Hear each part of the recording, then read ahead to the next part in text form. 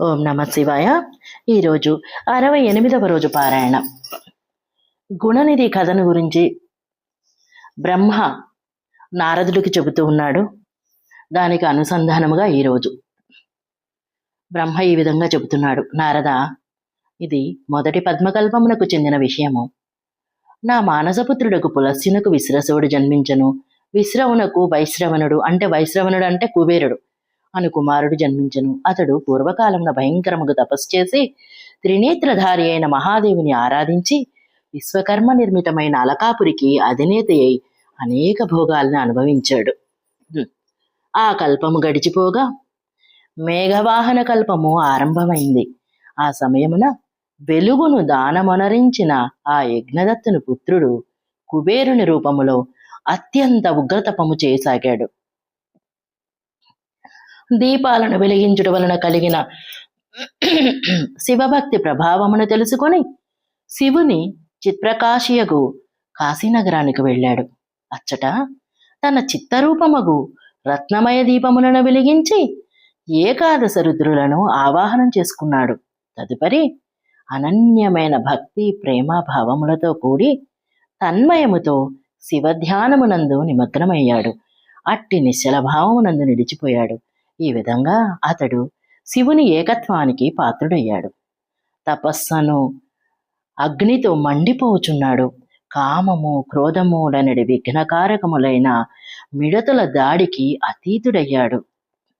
ప్రాణ నిరోధకమగు వాయు శూన్య ప్రదేశమున నిశ్చల భావముతో ప్రకాశిస్తూ ఉన్నాడు.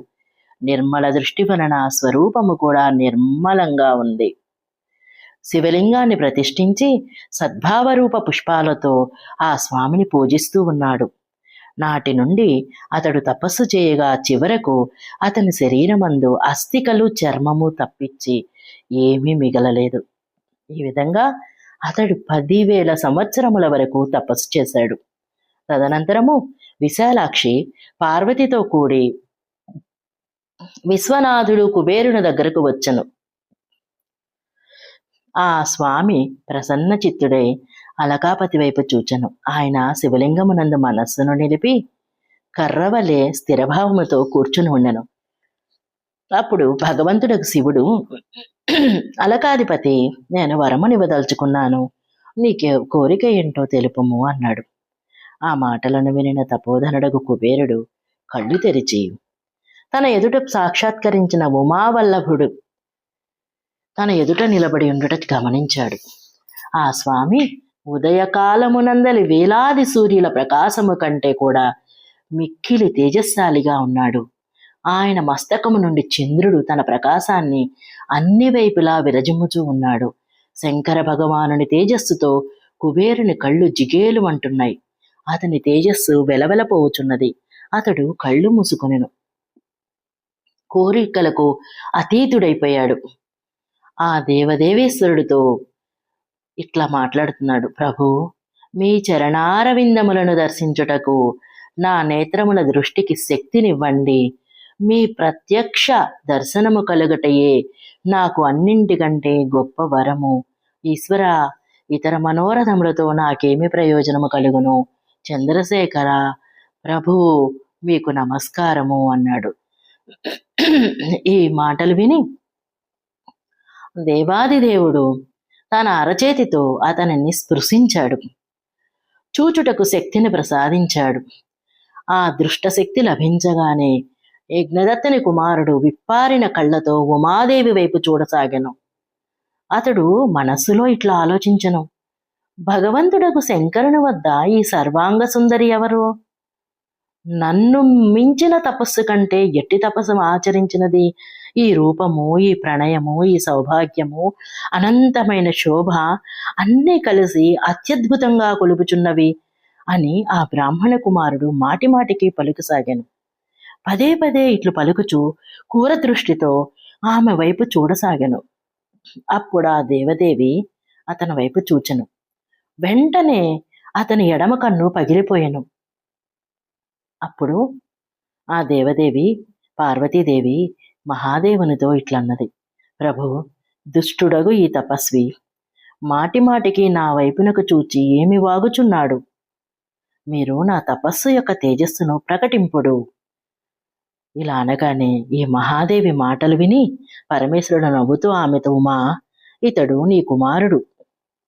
ఇతడు నిన్ను క్రూర దృష్టితో చూచుటలేదు, నీ తపో సంపదను వర్ణించుచున్నాడు అని దేవితో చెప్పి మళ్ళా ఆ బ్రాహ్మణ కుమారుడితో ఇట్లా అంటున్నాడు. వత్స, నేను నీ తపస్సునకు సంతసించాను, నీకు వరం ఇవ్వాలనుకుంటున్నాను. నీవు సకల నిధులకు స్వామివి, గుహ్యలకు రాజువు కమ్ము. సువ్రత యక్షులకు కిన్నెరలకు రాజులకు కూడా రాజువై పుణ్యజనులను చేసి పరిపాలించువాడవై అందరకు ధనదాతవు కమ్ము. నాతో నీవు సదా మైత్రిని కలిగి ఉండుము. నేను నిత్యము నీ దగ్గరే నివసిస్తాను. మిత్రమా, నీ ప్రేమను పెంపొందించుటకే నేను అలకానగర్ సమీపానుంటాను. రమ్ము, ఈ ఉమాదేవి చరణాలకు సాష్టాంగ ప్రణామము చెయ్యి. ఈమె నీ తల్లి. యజ్ఞదత్త కుమార మహాభక్త, నీవు మిక్కిలి ప్రసన్న చిత్తుడివై ఈమె చరణములకు నమస్కరింపుము అన్నాడు. ఇంకా బ్రహ్మ ఇట్లా చెప్తున్నాడు. నారద, ఇట్లు వరమునొసగి భగవంతుడకు శివుడు పార్వతీదేవితో మళ్ళా ఇలా చెప్పాడు. దేవేశ్వరి, ఇతనిపై కృపచూపుము. తేజస్విని, తపస్విని, ఇతడు నీ కుమారుడు. భగవంతుడకు శంకరుని మాటలు విని జగన్మాత పార్వతీదేవి ప్రసన్న చిత్తురాలై యజ్ఞదత్త కుమారునితో ఇట్లు పలికెను. వత్స, భగవంతుడకు శివుని యందు నీవు సదా నిర్మల భక్తిని కలిగి ఉండుము. నీ ఎడమ కన్ను పగిలిపోయెను, ఒకే పింగళ నేత్రమును కలిగి ఉండము. మహాదేవుడిచ్చిన వరములన్నీ నీకు సులభతరములగును. నాయనా, నా రూపమును చూచి ఈర్ష్యపడితివి కనుక నీవు కుబేరనామమున ప్రసిద్ధుడవగుదువు. ఇట్లు కుబేరునికి వరమొసగి పార్వతీదేవితో కూడి మహేశ్వరుడు తన విశ్వేశ్వర ధామమునకు వెళ్ళిపోయెను. ఇట్లు కుబేరుడు భగవంతుడకు శంకరుని మైత్రిని పొందెను.